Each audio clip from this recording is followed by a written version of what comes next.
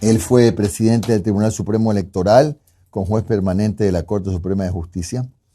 Y le íbamos a preguntar, doctor, ¿cómo le va? ¿Me está escuchando para comenzar? Buenos días, le escucho ¿Qué tal? perfectamente. Muchas gracias. Doctor, le íbamos a preguntar sobre la posibilidad o no de que la Corte Constitucional derogue el decreto de la muerte cruzada, pero ya eso está, por lo que veo, es cosa juzgada. No obstante, le consulto, ¿puede interponerse ya algún otro arbitrio jurídico, qué sé yo, una acción de protección, alguna otra cosa todavía, o ya eso hay que pasar la página?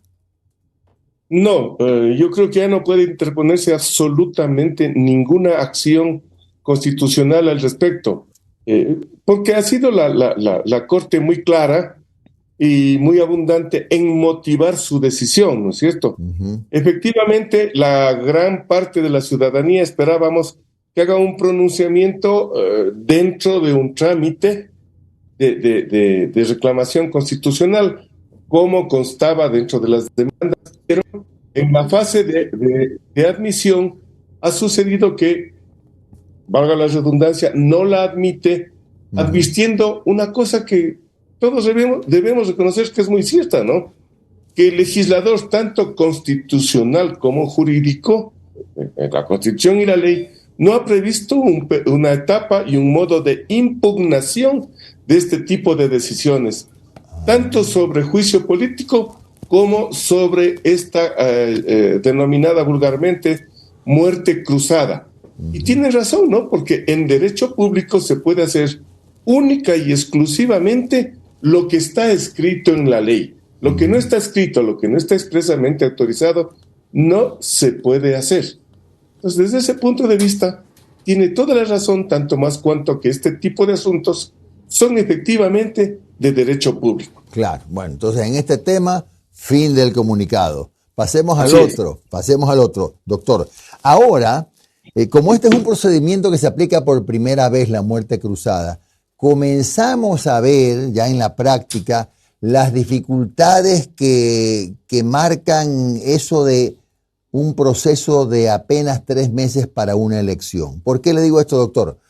Porque, por ejemplo, del 24 al 31 ya tienen que darse las primarias. Del 1 de junio al 7 de junio las inscripciones. Y habrá una campaña de 8 días. Los plazos son demasiado ajustados y lo penoso es que, por ejemplo, esta iba a ser, en la del 2025 iba a ser la primera elección donde ya los jóvenes tenían una presencia del 35% en las listas, etcétera. Pero lo que van a tener que hacer los partidos penosamente es usar a sus mismas figuras, a los más conocidos, y lanzarlos al ruedo. ¿No le parece a usted que para próximas muertes cruzadas, si es que hay, debería hacerse alguna reforma? Porque este es un proceso que va a ser bien, demasiado expedito, demasiado. Bueno, en mi opinión, lo que debe hacerse es una reforma constitucional, ¿no es cierto? Correcto, Por las correcto. vías que prevé la misma Constitución. Ujú. Por ejemplo, habría primero que comenzar por la raíz, es decir, porque cuando se dicte una de estas medidas, esté debidamente motivada y debidamente comprobada. Ya.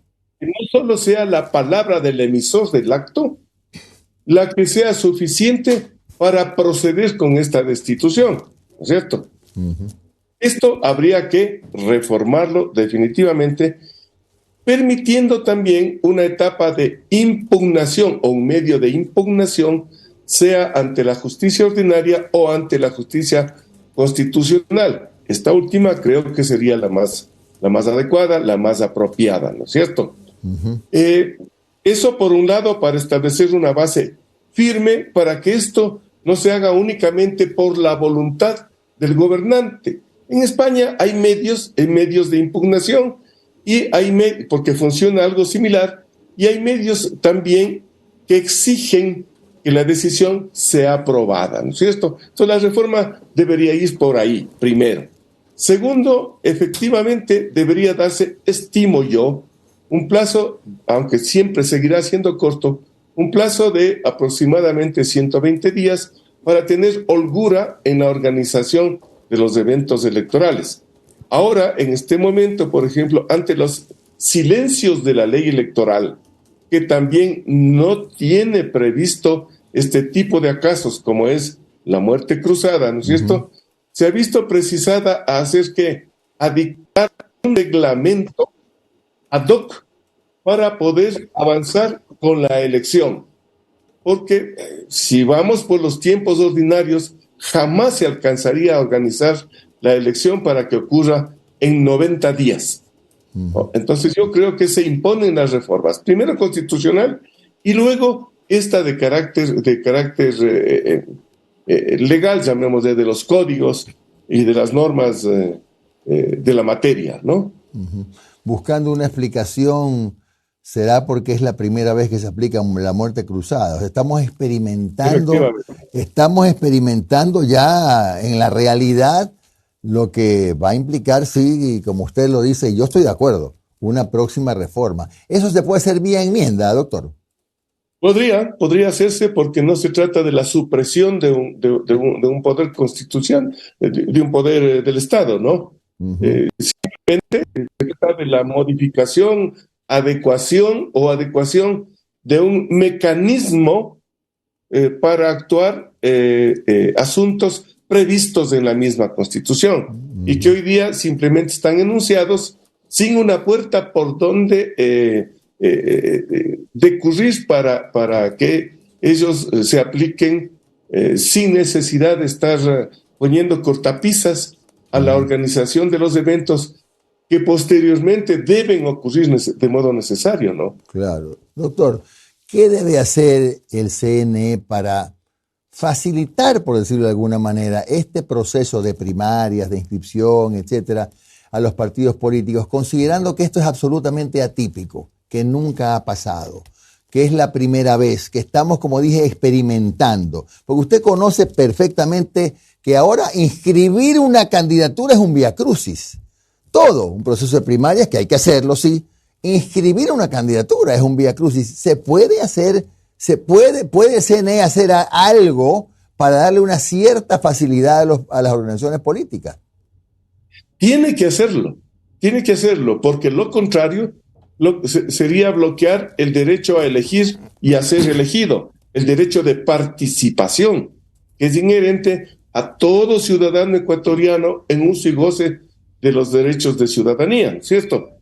Debe el Consejo Nacional Electoral además exigir que con premura el Ministerio de Finanzas le ponga ya los fondos necesarios para este evento electoral, a fin de poder contratar desde un comienzo un personal idóneo, o por lo menos alcanzar a prepararlo, aunque sea precipitadamente, para que no esta participación y estas inscripciones no se vean sometidas a la burocracia de siempre, ¿no? Sino que se lo haga técnicamente y obviando ciertas particularidades administrativas que abundan solamente en burocracia y no en necesidades técnicas y jurídicas.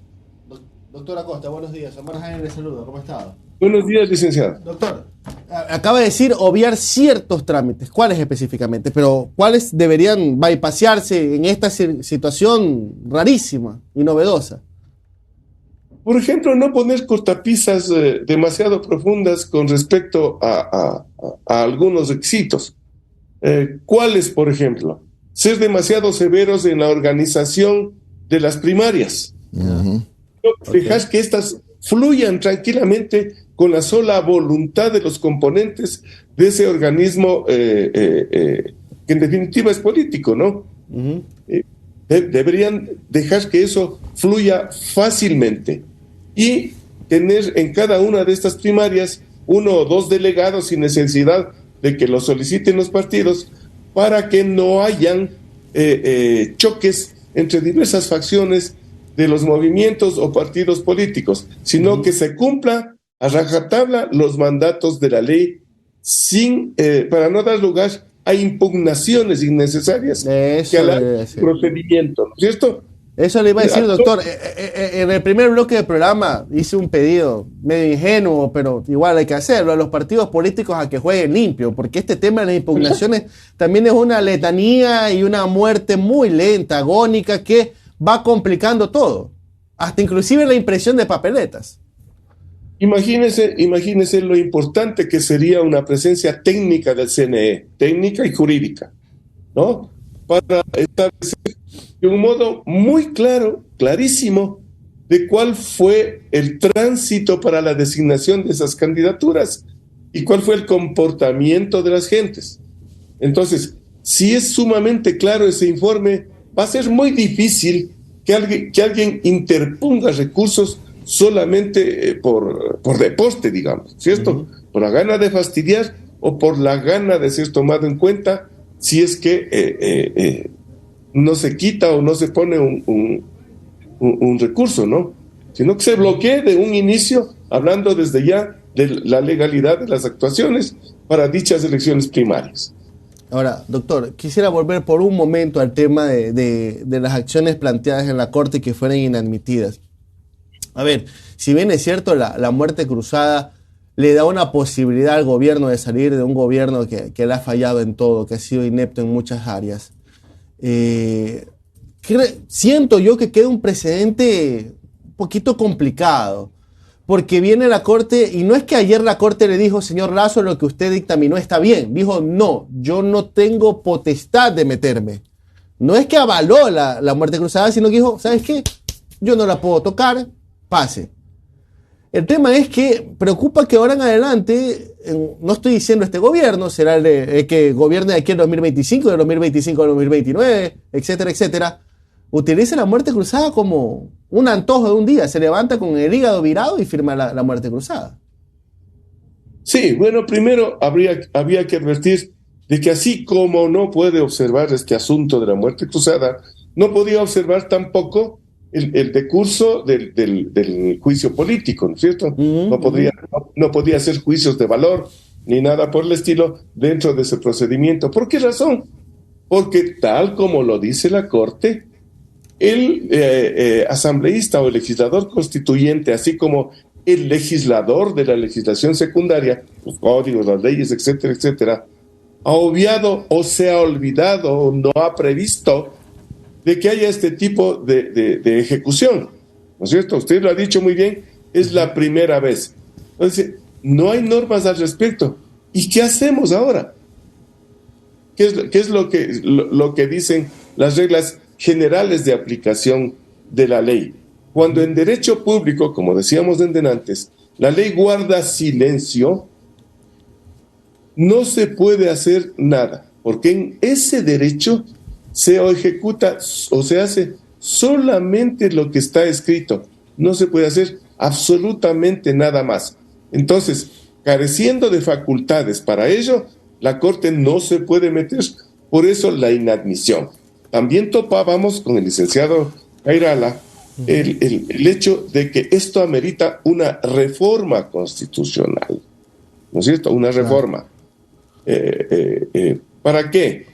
Para llenar precisamente estos vacíos, para darle la posibilidad a una autoridad, en este caso la Corte Constitucional, la facultad de revisar los fundamentos de hecho y de derecho, las motivaciones y los probatorios que demuestran las causales que se están invocando. No solamente en este caso de la muerte cruzada, que ojo, también es un castigo, por eso se le dice muerte cruzada. También es un castigo para el mandatario porque se reduce de facto su periodo para el cual fue elegido, ¿no es cierto? Ajá. Es un castigo mutuo, no es un triunfo para nadie. No es un triunfo para nadie. A lo mejor se beneficia, y de hecho se va a beneficiar alguna agrupación política, alguna corriente política, porque obviamente con la conducta del legislativo, con la conducta especialmente del ejecutivo, se ha hecho añorar la conducta anterior que aparentemente dio estabilidad y legalidad a la vida democrática ecuatoriana, ¿no?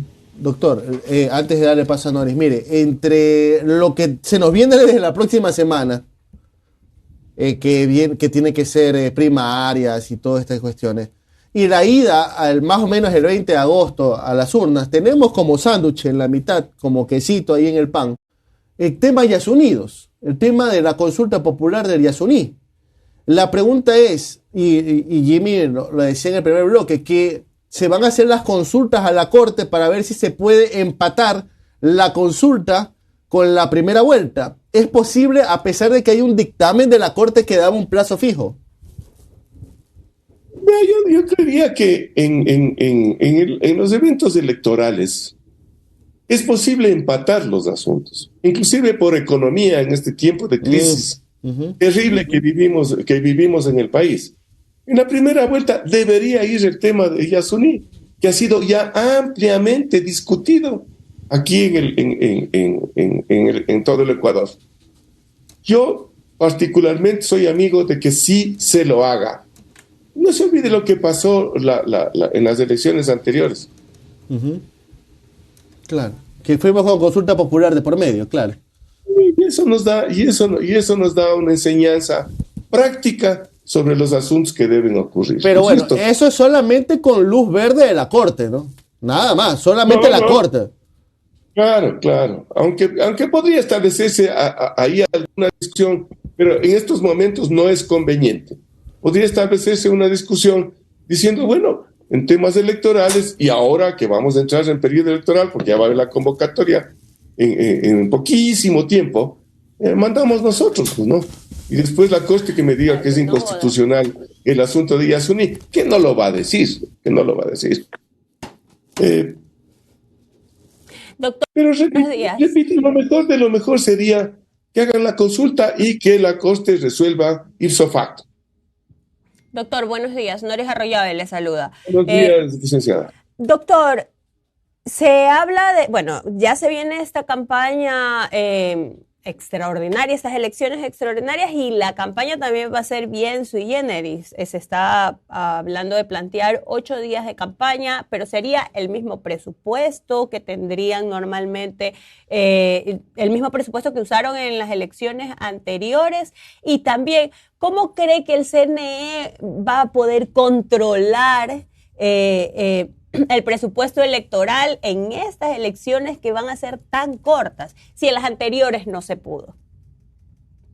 Bueno, ahí habría que recordar de que las elecciones no es un asunto solamente de la autoridad electoral, es un asunto de esa autoridad, de los ciudadanos en general, todos los que tienen el derecho y la capacidad de elegir y ser elegidos, de los candidatos, de los partidos, de los movimientos, para hacer, de los medios de comunicación especialmente, para observar una conducta apegada a la norma, sin admitir excesos. Por ejemplo, si se establece un límite de gasto electoral, única y exclusivamente se podrá hacerlo en lo relativo a medios y a formas de difusión de las campañas en la forma que prevé la ley. Por decir algo, prensa, radio, televisión y vallas. Eso hace y paga única y exclusivamente, hace esa contratación el Consejo Nacional Electoral, es decir, el Estado ecuatoriano. Claro, Ningún medio de comunicación debe recibir propaganda, inclusive a pretexto de entrevistas que favorezcan a cualquier candidato. Claro, pero doctor, a coger por debajo un billete para hacer propaganda. Ok, doctor, pero teniendo la experiencia de las elecciones seccionales que recién fueron y viendo todo este aparataje que algunas organizaciones políticas tienen porque tienen los recursos, porque están en el poder y toda esta maquinaria desplegada a nivel de territorio, vallas, pancartas, letreros, eso no se pudo regular en las elecciones pasadas. En estas elecciones extraordinarias, ¿de qué forma, y entendiendo que van a ser tan cortas el tiempo de campaña, se va a poder regular de alguna u otra forma eso? Porque si no, seguimos en las luchas de David contra Goliat, ¿no? Es que no es que no se puede regular. las normas de regulación están ahí vigentes. Lo que pasa es que no se quiso regular, no se quiso vigilar, no se quiso detener, no se quiso castigar, ¿no es cierto? Si es que se están usando por parte del grupo político que está en el poder bienes y recursos públicos para poner vallas, para repartir cosas, para regalar tanques de gas, etcétera, etcétera, etcétera. Ahí la Contraloría debe tener un papel protagónico, controlando los recursos públicos.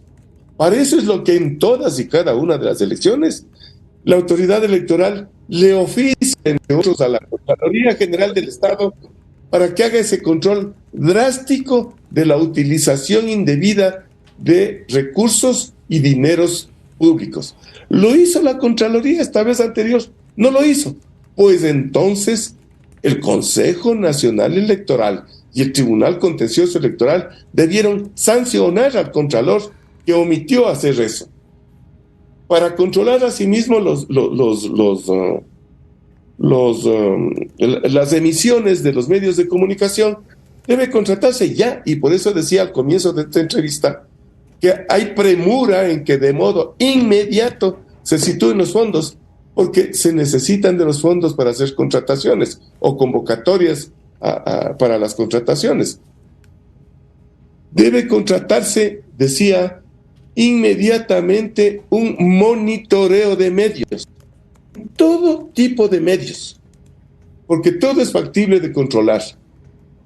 Otra cosa es que no se quiera, otra cosa es que se afloje el control. Pero hacerlo sí se puede, sí se debe hacer dicho control. Bien, gracias al doctor Jorge Acosta, expresidente del Tribunal Supremo Electoral.